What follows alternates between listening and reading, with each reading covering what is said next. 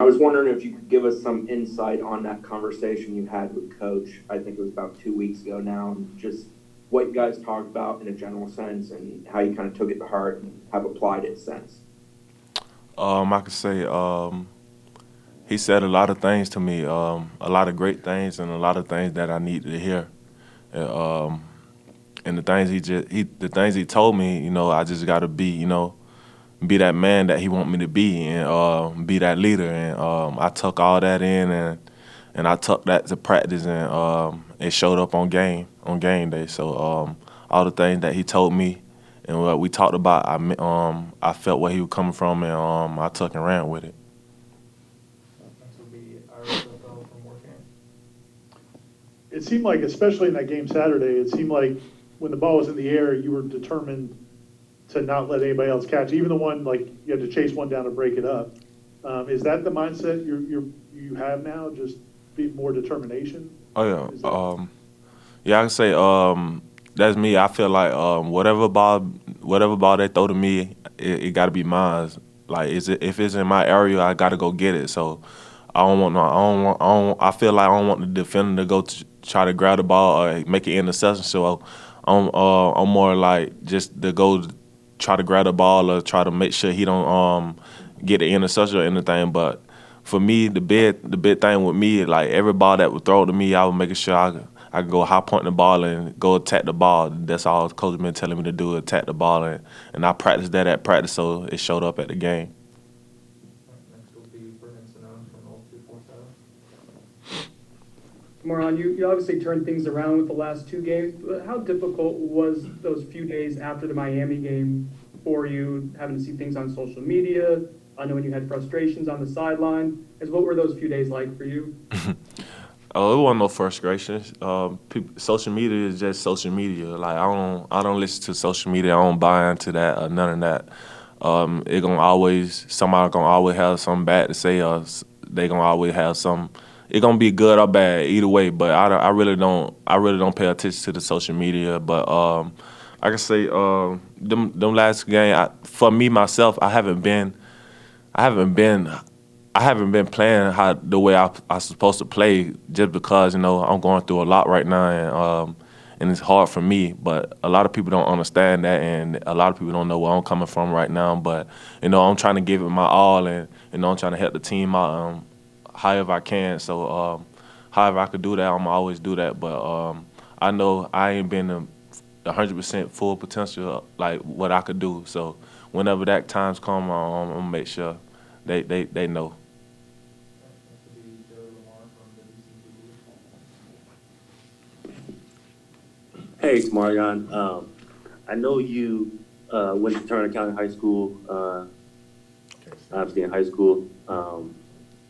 What what message do you have for kids who go to like the small schools, like the 1A schools or 2A schools? Um, to see you have the success that you're having. Is there a message that you want to tell the kids, who don't go to the Valdosta's or the Lowndes, don't go to some of these big 6, 7, 8 schools about being able to have success at a major college program? Oh yeah.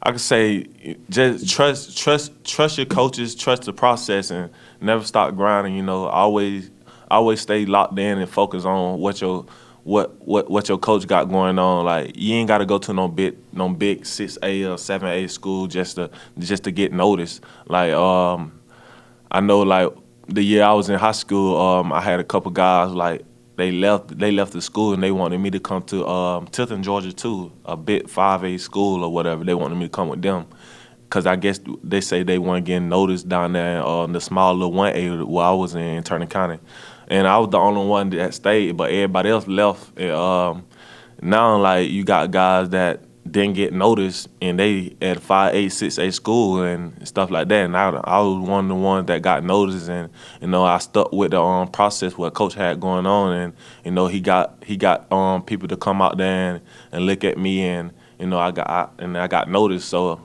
I could just say, just you ain't got to be in no big school just to get noticed. You could always be in a 1A school or a 2A school, and all you gotta do is just grind and be that dog, and you'll get noticed. Next will be Kurt Weiler from Tallahassee Democrat. You talked some about practice. I think Coach Dugan's on the coach's show last night talked a bit about a difference he's seen from you the last couple of weeks in practice. Is that something, I know you talked about the growth you want to make this year. Is that something you kind of realized the last couple of weeks of how practice and your work there translates to the game? Yes, because I feel like if I'm practicing good and I got something going on for myself, I feel like everybody, like I feel like the receivers, all the young guys look at me too. So if I'm practicing good and my head not dying and I'm not on the knee, I'm not showing that weakness or anything like that, I feel like everybody gonna come together. Cause the last couple of practices I've been practicing good and I've been getting the team right, getting the receivers right, and all has been going and everything been going well. So if I keep that energy and I keep that momentum going, I feel like we'll be good. Next will be Pat Burnham from the Osceola. Hey, can you tell us a little bit about, from your vantage point, what Jordan Travis has brought to the offense? I could say he brought his own swag. You know, he got his own swag. He could he could scramble. And guys like him, he could scramble out the pocket and we could not be open, but he could get us open just by running the scramble drill. So I feel like that's good, and he brought that swag right there, and that's the swag we probably needed right now because we got a lot going on and a lot of stuff going on right now in this year, and so I feel like him coming to the table and stepping up, and that's big for him. We'll go back to Chris from Knowles 247. You brought it up there, scramble drills. How much has that become a focus for you guys, and what is Coach Dillingham and Coach Dugan's trying to drill in the receivers' heads when Jordan's on the move? Oh, a lot. We practice it every day, even after the game Saturday. Like even after the Saturday game, we came in Sunday. We still practice scramble drill. Like we practice that like every day, cause that's big now. You know, we got to use that. That's another weapon for us, and we have to use that. So Travis being that scrambling quarterback, he get out the pocket. We can't just not like stop on the route and not just start blocking. We got to start scrambling and things like that because he gonna get us the ball. He gonna find a way to get us the ball. So that scrambling is a big weapon for us. Next will be Perry from Tamorrion. You've been flying all over the field, making blocks. I mean, even in the Jacksonville State game, you kept Ontario from going out, where you just grabbed him, kept him on the sideline. Do you think you've personally taken a step up in your movement around the field, or do you think it's just something you've always been done and it just kind of has been visible the last few weeks?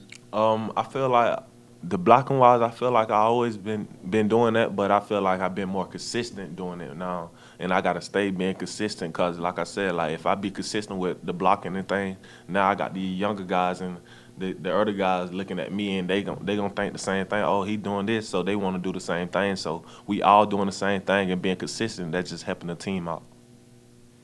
We'll go back to Ira from Lincoln. We know you got banged up earlier this year, and I know you're still wearing the sleeve on your leg. How close are you to full speed, and is it a matter of just having to play through it at this point? I could say, like I say, I ain't been playing my full potential right now, and it's still like I'm still banged up, but I could say like whatever the team needs, I'm gonna make sure I'm gonna be there for them and I'm gonna help them out however I can and things like that. But I feel like I've been banged up like way before the season started, but I've been trying to give it my all, and people don't even know that right now. But I'm getting better though. I can say I'm getting better. Go back to Brendan from Knowles 247. Can you walk us through the touchdown reception, what the pattern was, and kind of what you're seeing from the defense in that moment? I could say I saw the corner. We was running slants. All game and hitches in all game, and I told the coach that he was playing inside leverage, so we could hit him with a double move. So we called the sluggo route, slant and go. And he was playing inside leverage, and I know he was finna bite on the slant because he been trying to bite on the slant all game. So once I ran the slant, I saw him come down. I hit him with a double move. I saw him slip. I just knew I had him then, and I knew Jay Trav was gonna put it on me.